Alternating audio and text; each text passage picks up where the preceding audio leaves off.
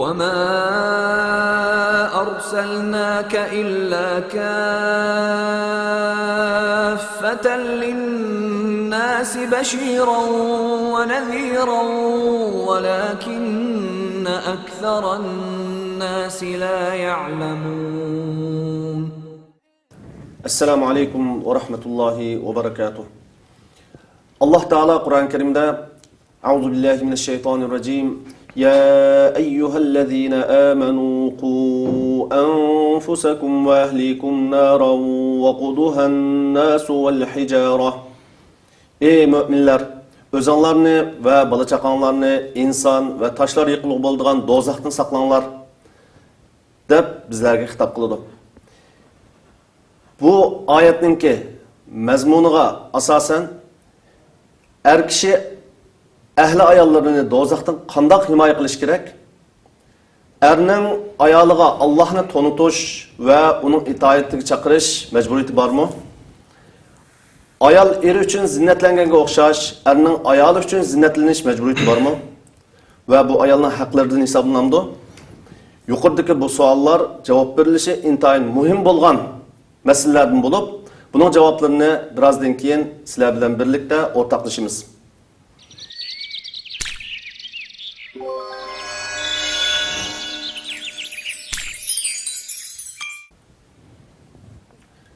Bismillahirrahmanirrahim. Elhamdülillahi Rabbil alemin. والعاقبة للمتقين ولا عدوان إلا على الظالمين والصلاة والسلام على رسوله الأمين وعلى آله وصحبه أجمعين ومن تبعهم بإحسان إلى يوم الدين أما بعد hürmetli kırındaşlar Allah'ın muvaffakiyet kılışı bilen ben Nizamuddin Temkini Ustaz Muhammed Ali Qarın bilen Hukuk ve Mecburiyet namlıq programımızın ikinci bölümüne devam kılmak için ikimiz bir araya geldik. Assalamu alaikum Ustaz. Bu programga tekrar qaytib kelganligingiz uchun qarshi olamiz. Biz ilgirki suhbatimizda ayollarning haqlaridan bo'lgan nafaqa haqqi to'g'risida to'xtalgan edik. Bu vaqtda erning ayoli va farzandlari kiyim-kechak, yemak-ichmak va kunlik turmushdagi xarajatlarni qilib berishning vojib bo'lganligini tafsiliy bayon qilish bilan birga yaxshi muomalada ayolninki er tarafidan yaxshi muomala qilinish haqqi barliq to'g'risida suhbatimiz davom qilayotgan edi. Bugun biz so'zimizni yana bu haq to'g'risida davom qilamiz. Birinchi savolim, ya'ni ilgirki birinchi qismlik suhbatimizningki davomiga aloqador bo'lganligi uchun biz yana shu yerdan davom qilishni to'g'ri topdim. Hurmatli ustoz, ilgirki suhbatimizda er-ayol bo'lg'uchining eng chiroyli shaklda uy tutish kerakligi to'g'risida to'xtalgan edik. Bu prinsipga aloqador bo'lgan yana bir savolim, ba'zi erlar chiroyliqcha uy tutish degan so'zni ayoliga aziyat bermasdan, ya'ni yomon masalan urib tillamasdan uy tutish degan ma'noda ham tushunib qiliqliq. Bu tushuncha to'g'rimi yoki bu ma'nodagi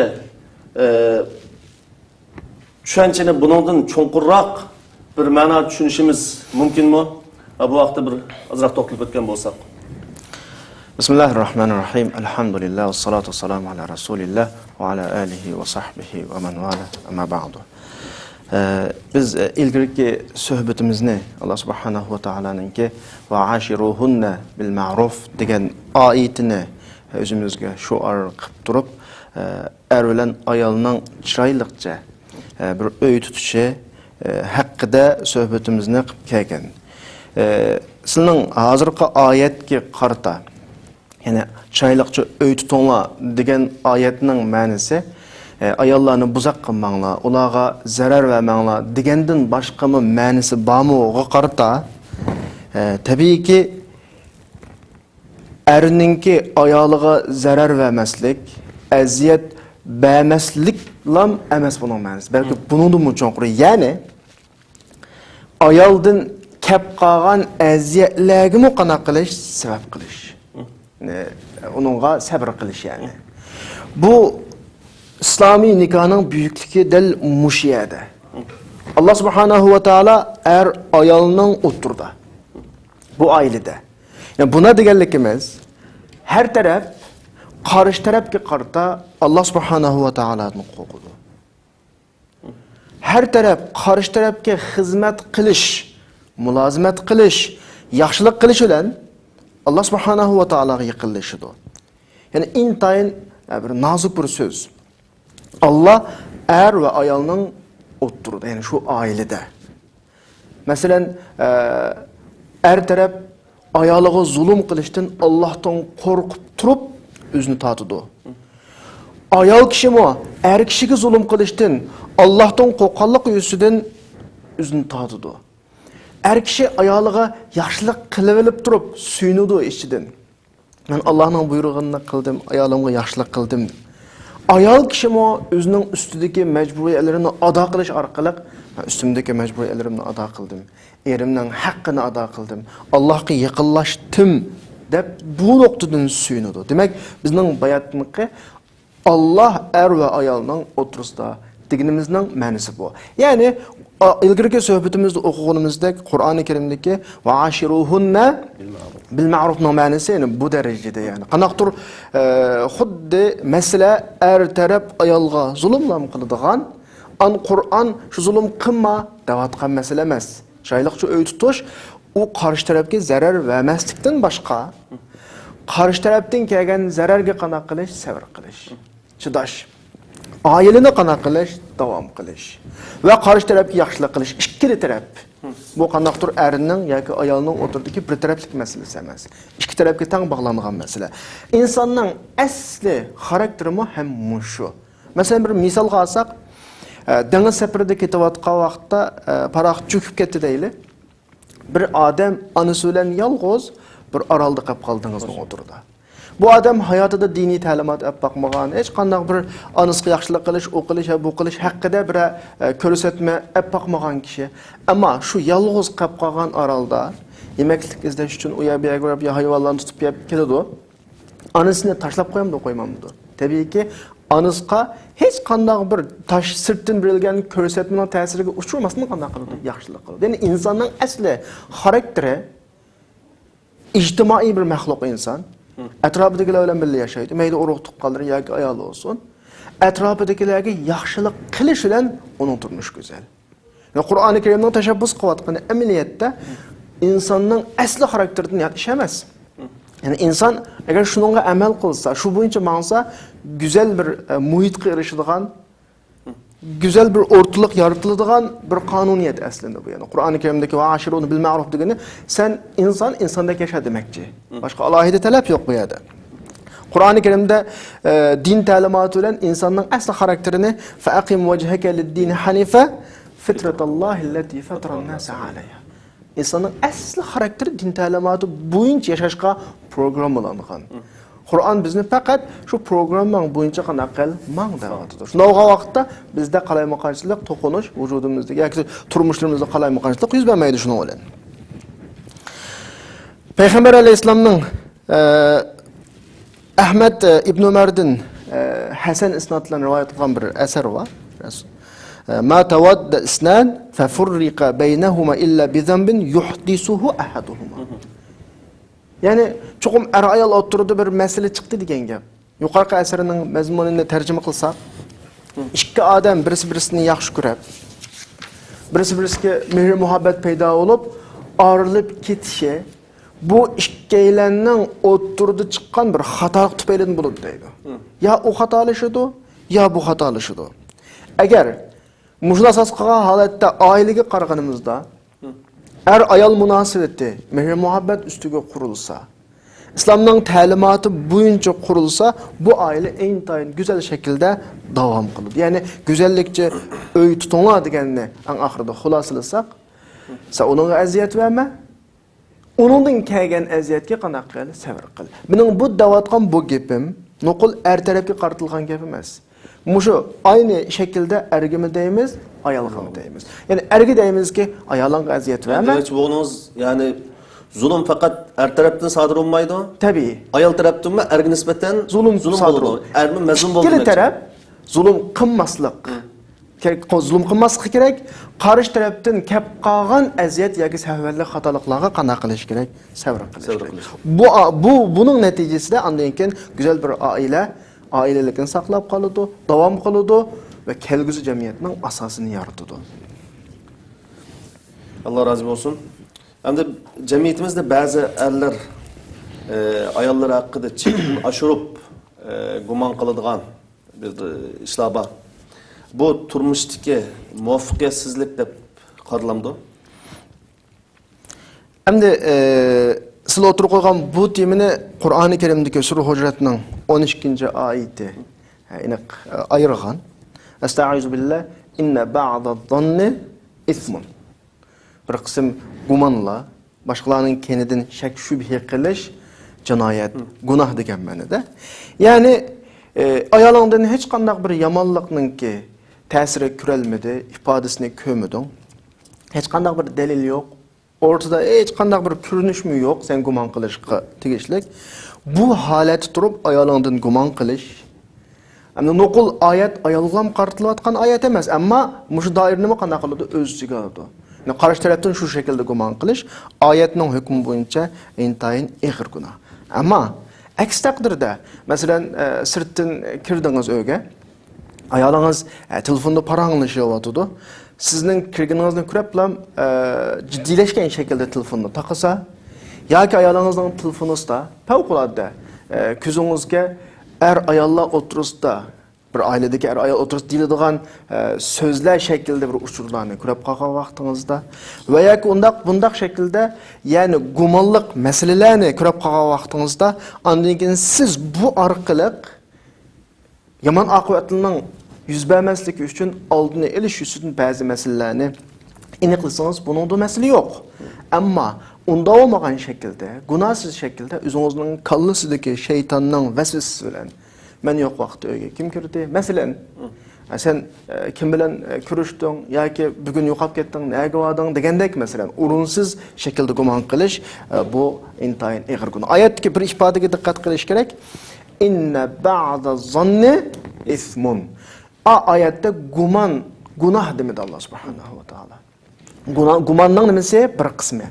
Mu'min bir qism gumon, ya'ni bir qism aniqlash orqali o'zining mahramiyatini qo'g'daydi.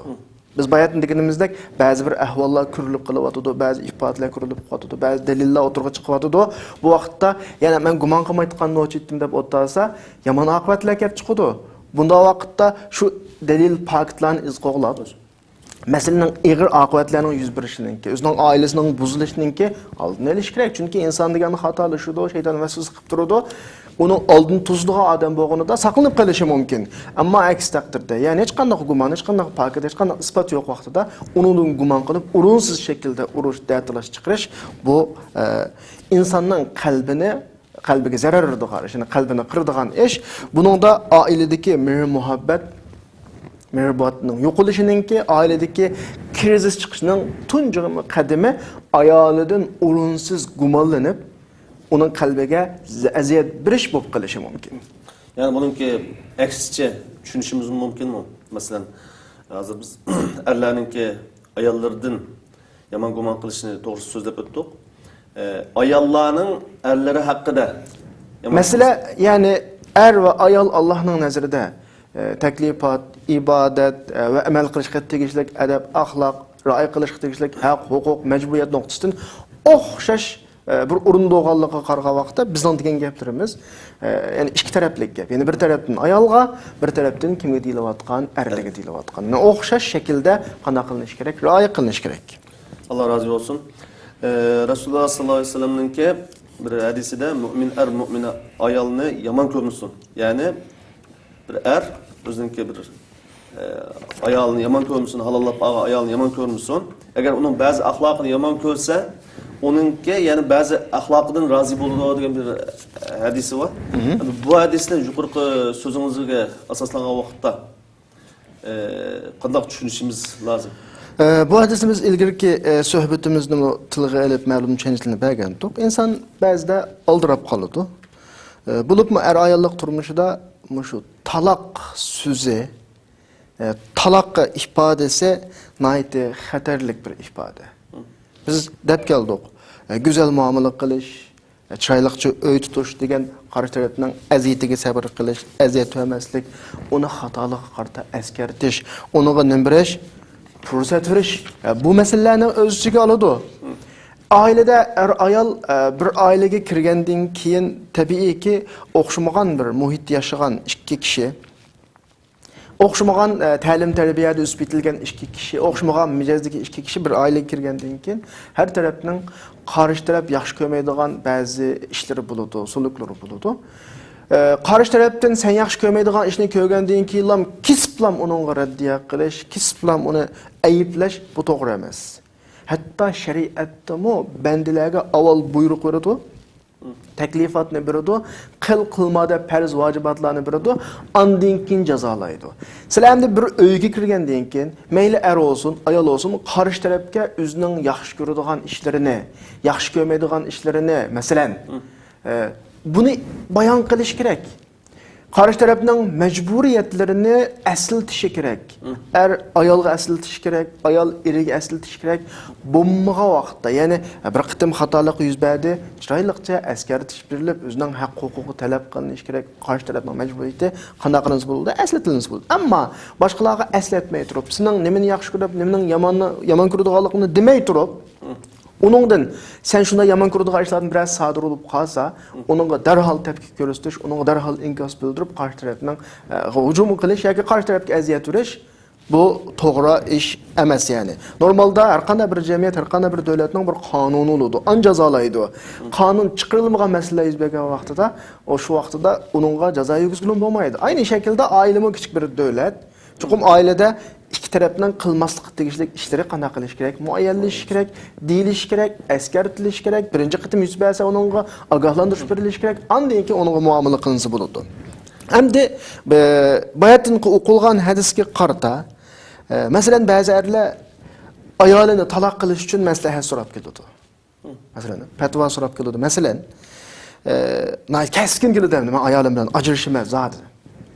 Mushunday kishilarga so'saq agar birdan ayolingiz sizga xiyonat qildimi desa, asla xiyonat qilmaganligini deydi.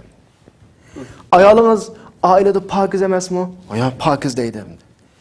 Ayolingiz masalan tamoqlaringizni kam qilamdi? Yo, unda sabab nima desa, nayti azroq sabr qilsa o'tib ketadigan o'tkinchi bir ishlar yoki yuz bergan oraliqdagi bir ikki tal masala. Ailenin asası olan taraflarda hiç mesele yok. Ayol kishi erga sadık. Mesela onun ailesini chiroyli tutadi, retlik, pakiz mesela. Onun tamoqlariga ko'ngil bo'ladi, bolalarini chiroyli boqadi. Mesele yok. Yuz bergan kichkina masalani tutib, uni kesin men ajrashimaman deydigan bir o'ringa keladi. Hadis bizga eslatayotgani nima desa, dal masalaga atrofli qarash masalasi.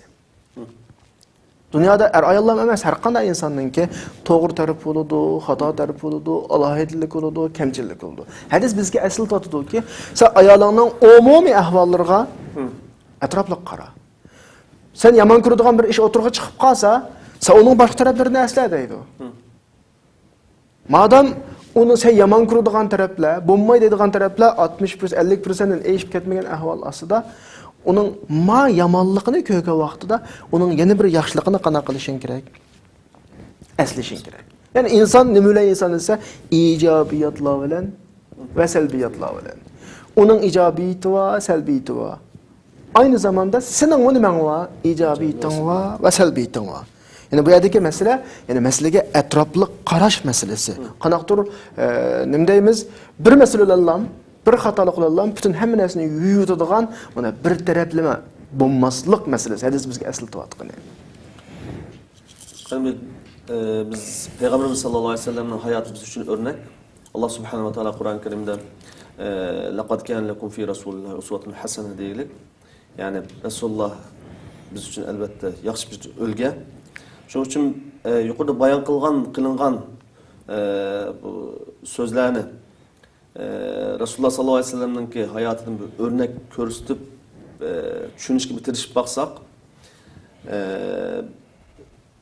mesela bu vaqt bir savol tug'ildi kallamda. Peygamber sallallahu aleyhi ve sellem ailesida ahli ayolları qanday muomalada bo'ladi?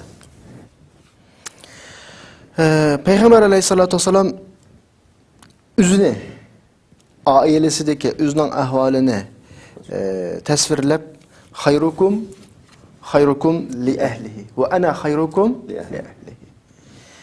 Kişinin en yaxşısı, yani sizlerinin en yaxşılığınla ailesiga yaxşılık qilgani. Men ailesiga en yaxşılık qildiği adam deb Rasulullah bu şekilde sifatlaydi. Hem de biz bazı gaplarni deyishga mecbur. Kişilerimiz, bizning qarindoshlarimiz, bizmi dahil sirtda ishlarimiz var, o'zimiz güçlü xizmatlarimiz var. Xizmat munosabati deymiz, o deymiz, bu deymiz, kishilarga kulib boqamiz yani. Yaxshi muomala qilamiz. Chiroyli axloq bilan muomala qilamiz. Boshqalarga siyliq muomala qilamiz, boshqalarning bir ikki biz yaxshi ko'rmaydigan ishlarga ko'z yumamiz, chunki bizning ishimiz muhim. İşimizga ta'sir etsa olmaydi, savdimizga ta'sir etsa olmaydi. Şirketning ishi kulib turishga majbur, qo'l bog'lab turishga majbur. Ya'ni intayin sirtda axloqli hamda. Ammo insonning haqiqiy axloqi ashta manfaatga bog'langan yoki ma'lum bir zarurat tug'ilgan urullarda haqiqiy aks etamdi yoki unga bog'lanmagan yerda. Ya'ni insonning texmi aniqroq desak, insonning axloqi sirtda eng aks etamdi yoki oilaning ichidami? Hadis bizga shuni qanday qilyapti, eskartyapti. İnsanning yaxshisi kim?